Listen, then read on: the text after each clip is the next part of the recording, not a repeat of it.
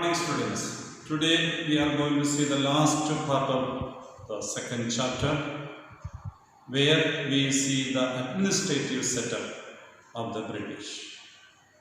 Here we do see, I have written on the board, you can see there, British have conquered most part of India.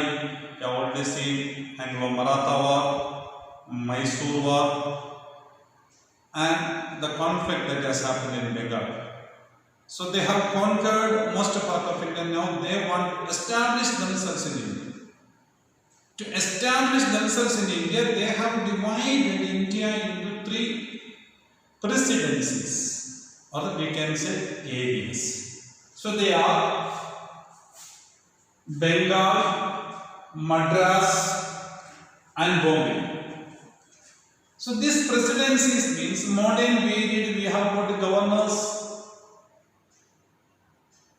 like that. At that time, governors were appointed in those presidencies.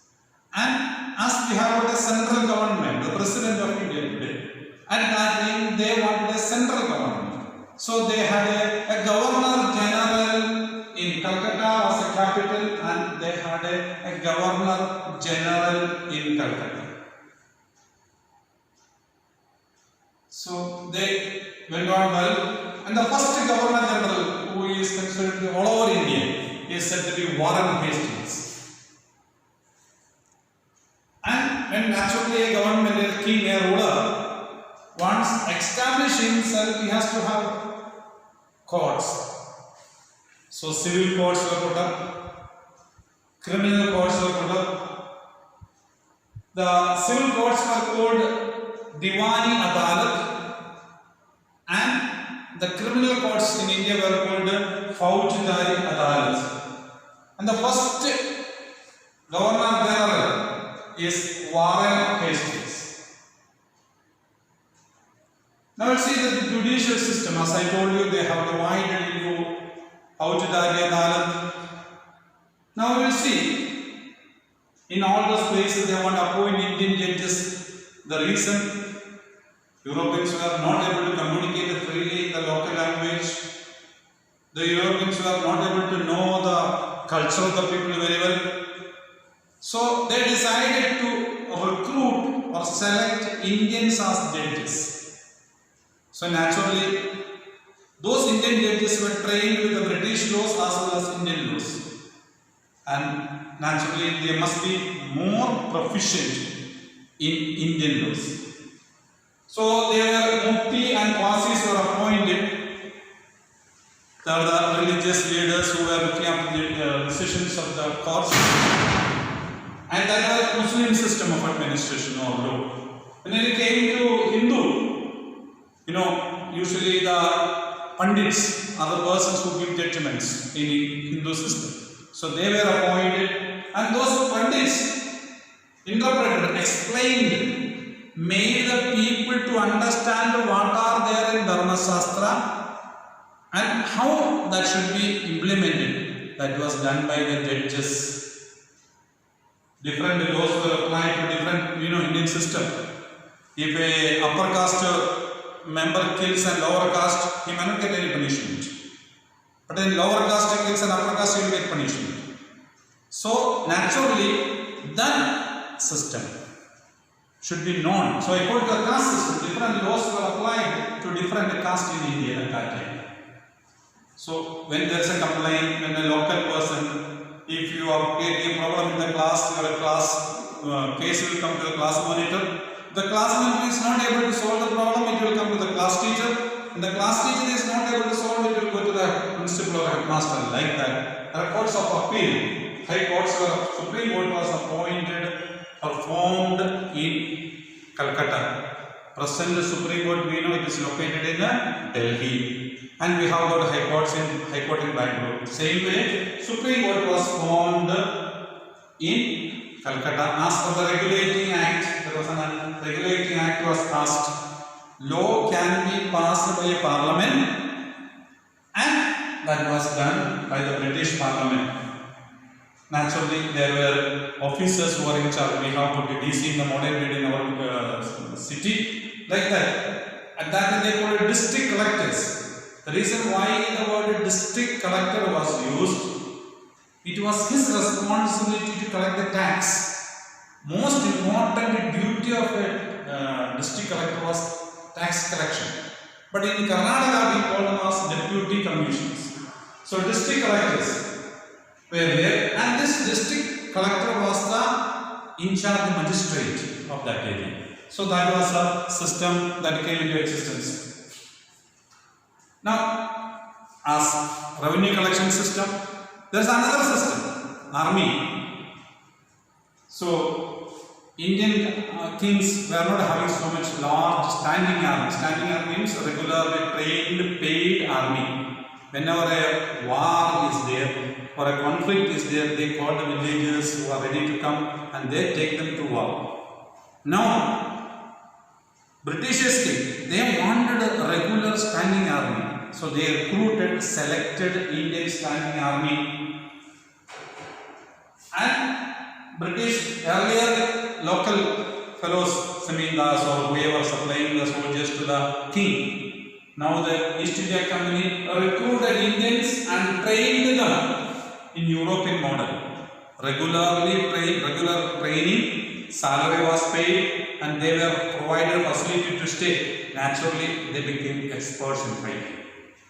They were called, Indian soldiers were called Sipahi, and guns had come into existence. As you can see the photo of gun. This is a musket, this is a matchlock.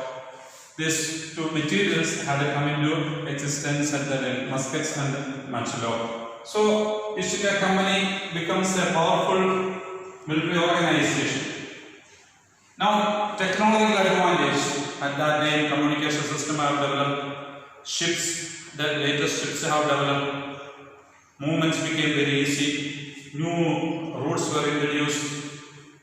So, from Europe, there is Europe. From Europe, earlier to come to India, it took around 8 months to 3 weeks. Now the time has come down to 3 weeks to come to India. New steamships were introduced. So this was a route we have followed. This is Cape of Good Hope, and we used to come and land here. Now new route. This is known as the Mediterranean Sea.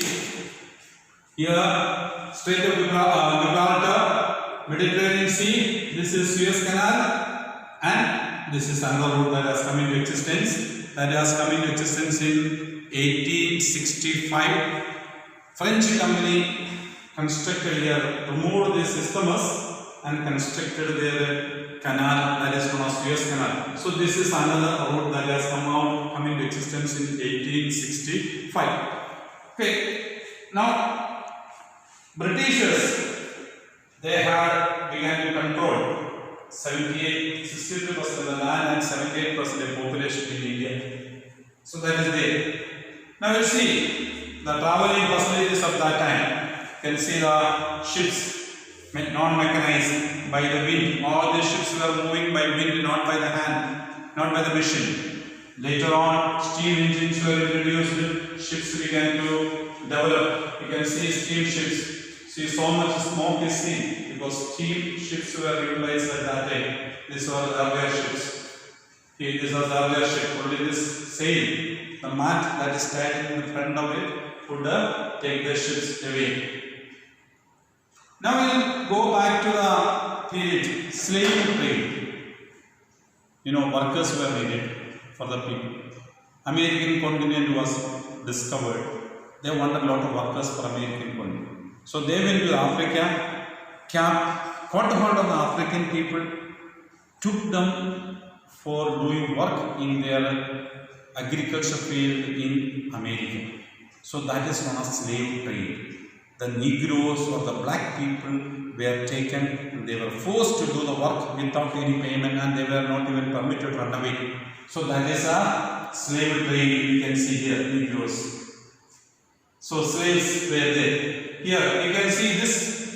Here this is African one. Most of the black people are caught from Africa from here, and they were taken to all these areas. This is North America. This is South America for trade. Here Spain was having control of this area. Britain was having control of this area. They have taken them for So the movements of the slaves from all these areas. So from all this area they were caught and they were brought to America and Europe for selling. The Negroes had no freedom. They could not leave their masters. They were treated like animals.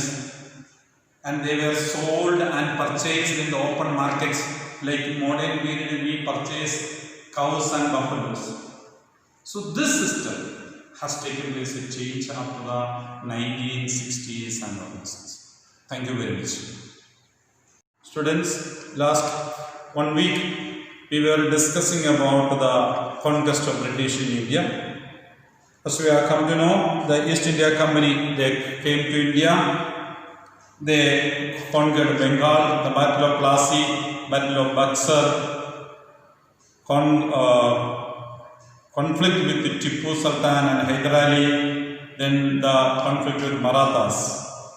And ultimately, British East India Company establishes their administration in India.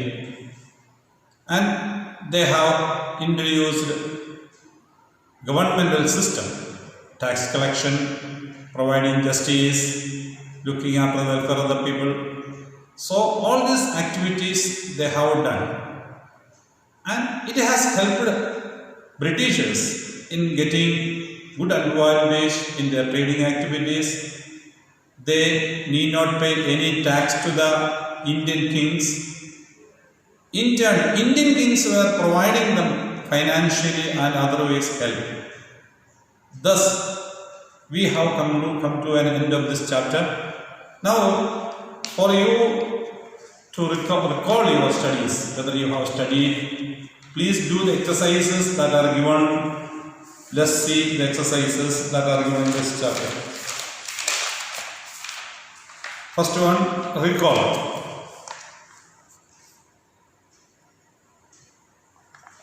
Next, we will see